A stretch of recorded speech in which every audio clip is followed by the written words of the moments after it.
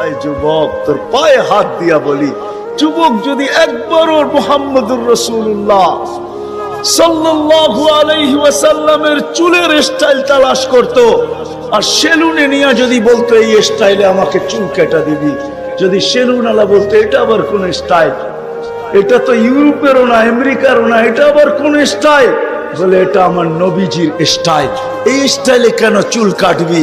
বলে আজকে যদিও দেখা হয় না এই পর্যন্ত, জানি না বাকি জীবন স্বপ্নে দেখবো কি দেখবো না, কিয়ামতের দিন অবশ্যই দেখা হবে, যেদিন দেখা হবে ওই দিন যেন হাত পাতার সুযোগ হয়, ওই দিন যেন বলতে পারি হারিসুম বিল মুমিনিনা রাউফুর রহিম। আপনি তো রাউফ ছিলেন, আপনি তো রহিম ছিলেন, আপনি তো হারিসুম বিল মুমিনিন ছিলেন, আমি জীবনভর কিচ্ছু করতে পারি না, শুধু আপনার স্টাইলে একবার চুল কাটছি, আমাকে কি দিবেন দেন না। আল্লাহ বলছে আমা কুনতা সাগি, আমি নিয়ে যাইতেছি।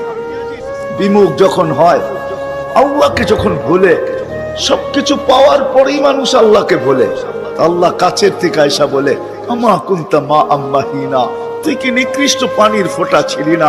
ফামান জাআলাকা দামা, তোকে রক্তে কে রূপান্তরিত করলো?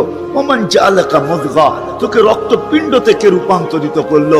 ওমান জাআলাকা ইযামা, তোর কঙ্কালটা কে তৈরি করলো? ওমান কাসা আলাইহি লাহমা, এত সুন্দরভাবে নিখুঁতভাবে গোশতের আর চামড়ার আবরণ কে সাটায়া দিল? কে লাগায়া দিল? গোশতের আর চামড়ার আবরণ কে চড়ায়া দিল?